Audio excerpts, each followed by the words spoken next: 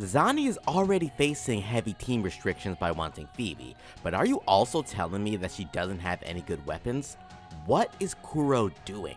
Well, Zani's weapon is actually a really good one. It gives 48% crit damage, 12% attack, and simply by doing a basic attack, all of your damage suddenly ignores 8% of the enemy's defense? Wait, did we just get Stringmaster 2.0? And for Zani, Pheobe, and Rover, activating that buff through simply doing a basic attack will immediately amplify their Spectro Frazzle damage by 50%. Talk about loaded. My name is Void Enigma, and today we'll be discussing about whether Zani truly needs her weapon and the consequences of actually skipping it.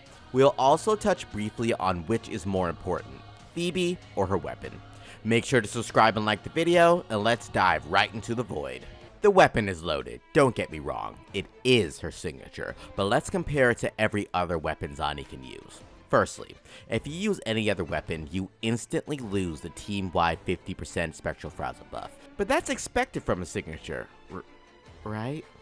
Let's first talk about Zani's best alternative that most players probably have, and that's going to be the standard 5-star gauntlet Abyss Surges. Now, Zani does use basic attacks, but that's not really the priority of her kit. The weapon gives some energy recharge, which is needed, and it buffs basic attack damage, which is just fine. It also buffs resonant skill damage, and that's kinda useless for Zani. So overall, it's just a weapon with a whole lot of attack and an extra attack percent, which is useful, but not really anything to write home about. That being said, it's literally her best option if you don't have her signature weapon and haven't pulled on any of the limited banner. The worst part about other easily obtainable weapons is that they're all horrendous on her. Such as the Battle Pass weapon, which you have to actually pay for. That weapon is nigh on unusable for her because the buff is just really not worth considering. It gives a little bit of crit rate, so you can still use it if you literally have nothing else. And I guess it's the second best 4-star that we have. There is another 4-star that is actually kinda good for her, dubbed Legend of Drunken Heroes.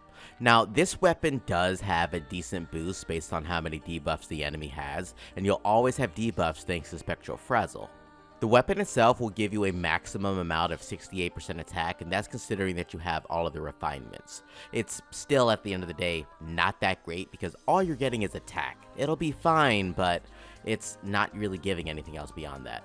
If you're one of the lucky few who pulled a dupe weapon from the limited banner, or you want to yoink a weapon off another character, you're actually in luck. Zani's next best option is actually Rochia's signature weapon, Tragic Comedy. She can easily activate the heavy attack bonus because before every enhanced heavy attack, Zani naturally uses basic attacks, so despite it being a buff time of just 3 seconds, it perfectly aligns with Zani's kit. You'll be able to consistently have 48% heavy attack bonus, and that is really good for Zani. Additionally, Shenlia's weapon is also technically an option. Not a good option, but it's an option. If you use it, you will basically be sacrificing everything in Zani's kit in favor of supercharging her liberation damage. Because of how fast her resident skill comes off cooldown, she could also fully use the passive, which needs to be stacked up so that its duration actually lasts. Because of how fast the resident skill comes off cooldown, she can fully use this passive. So your liberation will hit like a truck, but the rest of her kit will feel a hell of a lot weaker. Again, it's not ideal, but it is better than most of the other options that she has, just because the passive actually works with a certain playstyle. One big issue though, crit rate. The issue with Rochia and Shenlia's weapon is that they both give crit rate as a passive, which sounds good, but for Zani, it's actually a little bit of a problem. Zani gets so much free crit rate, it's insane. Her passive and Echo passives gives 33% free crit rate. Shorekeeper gives even more crit rate if you're using her. Even without Shorekeeper's buff, she could easily hit 55% crit rate, and that's not even throwing in any Echo buffs. She's nearing that 100% crit rate so easily, especially with the weapon. You want to avoid overcapping crit rate if possible, though if you accidentally overcap, hopefully it's not by too much. At the end of the day, does Zani need her weapon? Honestly, it's kind of overloaded with power. I'm hoping that Kuro releases a 4-star that'll actually suit her in the future, but having to wait on that, and it might not even happen, that just doesn't sit well with me. So getting her weapon now is of course the safest option. Now, should you prioritize her weapon or Pheobe? After thinking on it for a while, if you're limited on funds but want to have a good Zani, then the best choice is to grab the weapon and play with Spectro. If you're sitting on astrides or are willing to pay for Pheobe, then Pheobe is a better choice than just the weapon. It's just that getting Pheobe could potentially cost double the cost.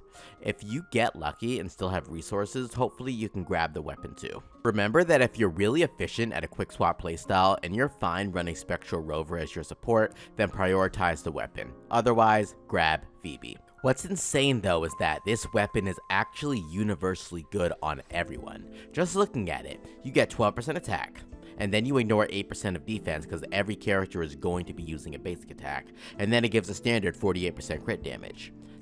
Literally every character in the game as a gauntlet character can use every single buff that I just mentioned. The Spectro Frazzle buff is just an add-on with that. The passive is actually really good, surprisingly. So this makes it a weapon that you can actually use on many different characters.